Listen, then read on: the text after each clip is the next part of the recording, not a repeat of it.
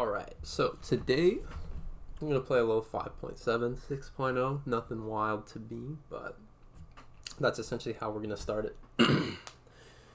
And we'll just see where it goes from there, you know? You never really know what you're going to get.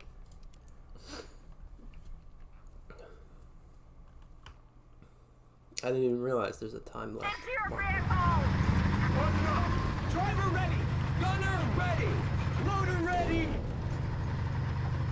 What is wild, I don't know how many of you out there have been playing War Thunder for too many years, but the jumbo used to be like, what was it? It was like 4.7 for the longest time.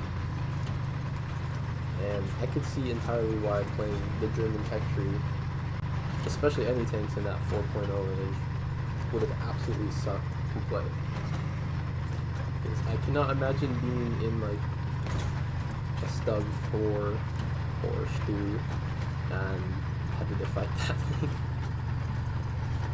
Or Panzer 4 or any of the other things.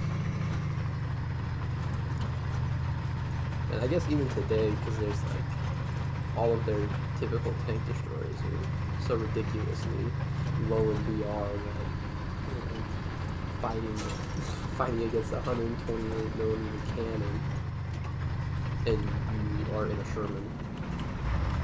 It's big. It's just point and click kill at that point.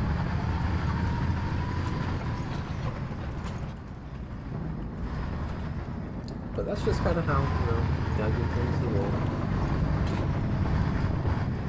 I don't really like that's how they roll, but it's I don't know why, but I feel like the VK just got way more popular. And I don't even really know why. But it's not even exactly a good name per se.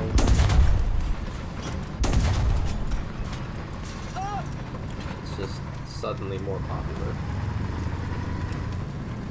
which I don't really know why, because it's literally just a thin armored tanker. And I can't even remember if it's like a copy or if it is actually just a armored tanker. Reader, there we go. Target destroyed! Yeah, we don't need soundboards on this channel. We are our own soundboard. Well, that didn't feel good.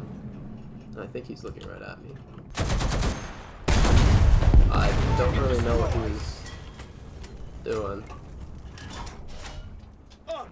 Kind of stunned me there for a second. I was like, is he really sideways looking at me? The answer would be yes. Yes, he is. And I think we were talking about this a game ago or something, but personally, I think that repairs would work a lot better if they weren't just, oh, this is damaged, it takes X amount of time, because having to sit there and repair for over a minute is, well, it's not silly, but it is silly at the same time. And I think that that's one thing that I prefer about World of Tanks is that feature. You just have like 3 insta repairs and then it's reset. I mean, realistically, unless you're at like a capture point, you really should be able to just indefinitely repair. Because like, I don't know about you, but if you shoot off a track link, it's not necessarily repairable in the field. Unless, of course, your tank carries spare tracks, so on and so forth. But that's just, it's just personal preference. I don't know that there's necessarily a right or a wrong way to model repairs in a tank game, because like, is the crew gonna get out and repair the tank? Yeah, probably not. Probably not. Is the crew gonna be vulnerable while you're repairing? So on and so forth. So there's a lot of things that would make it more realistic, but then it completely changed the game. So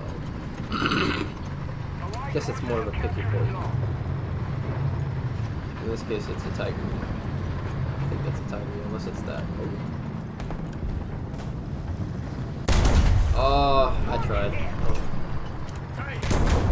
Why did he take so long to shoot me?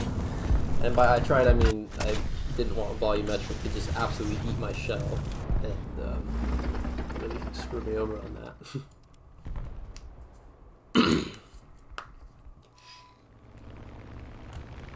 So naturally, we're gonna take a plane and go bomb him. Well, not the Viking because he's already dead, but you guys know what I mean.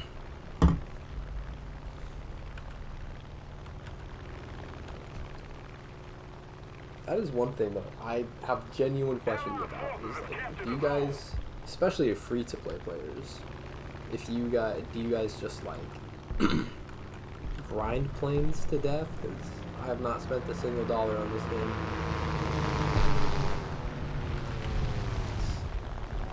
I'm a broke boy. We're ahead of the enemy. But you guys knew that.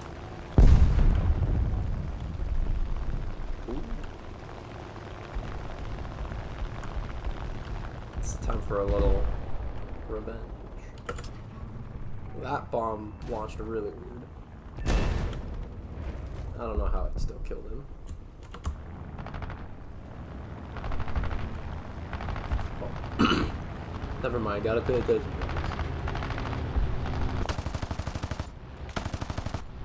Attention to the designated grid square.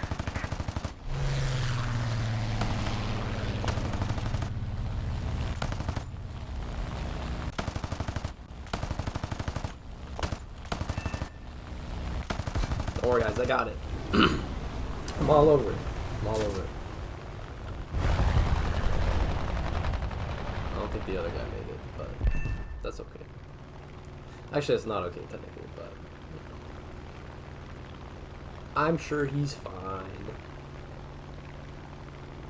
Just like I'm sure that there's currently nobody paying attention to this tiger driving right up to the seaplane. Panzer will actually hit me. At an open top? No, that's something I can get behind.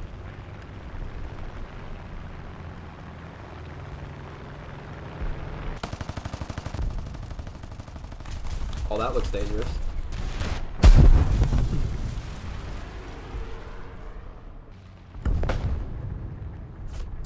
That was pretty dangerous. Can confirm.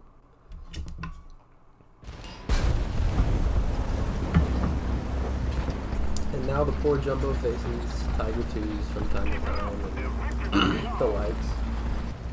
It's crazy to me that this thing can even face a Tiger 2H, something that it basically has no capability of killing frontally whatsoever, unless you get a really good machine gun port shot. Which I don't even know would actually kill it or actually disable it because the gunner's on the other side. So, because this thing does not have a ton of HE for it. Yeah, what is it? Yeah, 65 grams or equivalent 63 grams of TNT. That is not a lot. That will, in fact, struggle to kill most things in one shot. Doesn't struggle to kill Panzer IV in one shot. And you know what I missed? Ever since they added volumetric, you can't really hit the Tiger D's like cupola anymore with a 75 and disable it. You used to be able to, like, if you were really good,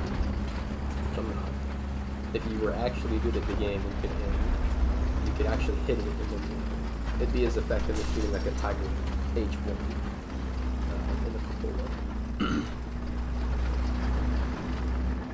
But obviously it was a very risky shot because it was very, very full.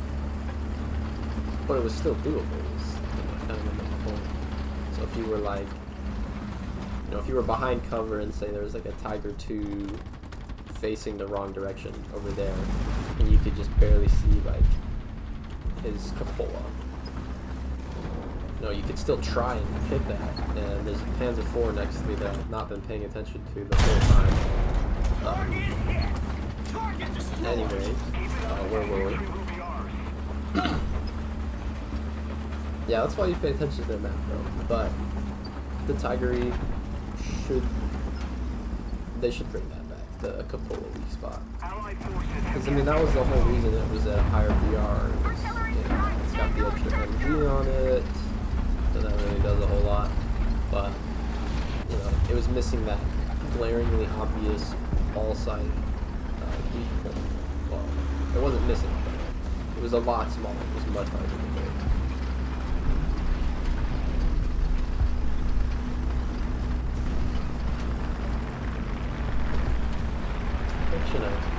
What you gonna do about it? All I'm saying, hey, you put me to project manager guy, put me on that. I don't know, do they even call it project manager if you work for a gaming company? What was wild was learning that Steam has like a collective 400 employees total. And that's like game developers, that's everything. The whole company is like 400 employees total. Oh, that guy's still alive. And their average salary is I'm not gonna actually say. I think it was 800,000. I have no idea. I'm not even looked at it. 37 seconds, so, what you gonna do? But yeah, that's the Jumbo. Pretty baller. Works pretty good. Well, and the M18 is still very lethal, even at 6.0. Everything's... That's what I don't get, is for example, you go to the US Tech Tree, the M4A3 105. The problem with HE slingers, the M44, M109, and rat tanks, for example, the EBR and whatnot, it's really hard to place what BR they're at because their performance is not based off of the metrics of the triangle of speed, armor, and firepower, or their cannon. Their metrics are just speed and being able to kill something for rat tanks, obviously. Because an M18, let's say, this is going to be a little bit of an over-exaggeration, but if you were to have an M18 shoot at the side of I think this is the right one, yeah. Even just 500 meters, let's say you're using the good shell,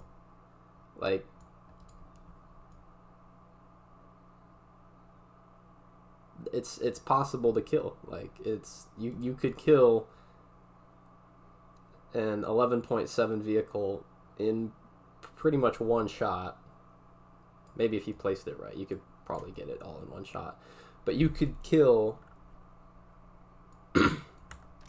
you could do almost as good at 11.7 or 12.0. Are you going to do that good? Absolutely not, because everything at that BR could see you from miles away, and you're not going to be sneaking up as much as you think you are. But, the M18 could realistically be placed all the way up at you could put it at 7.0, and then you could obviously put it all the way down to 3.7, and it'd perform almost the same. Now at 3.7, obviously it's it's miles better than the Chaffee's gun, and it's faster, so it'd utterly destroy. It'd be way too good. But having it fight Tiger 2s and Ferdinands and Jagdtigers, the common German heavy tanks and tank destroyers, and even Russian ones too, you can't do anything against them. It's a tough BR to be at for something with a 76 or a 75. I mean, what, like the IS-3 is 7.3. Yeah, that's a little tough. But like the fact that you can fight that in an M18, like, are you even able to kill this thing?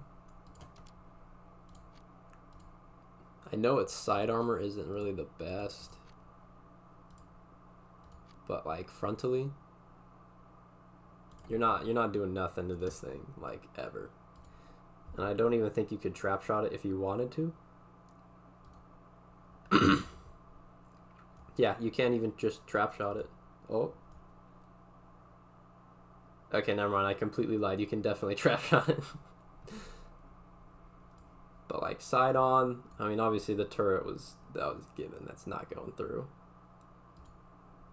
It actually only has 92 mils of pen, or 92 mils of armor on the side. I thought it was way higher than that. Maybe my point is invalid, perhaps. But, you know, either way, you're fighting a lot of things that are very, very difficult to kill.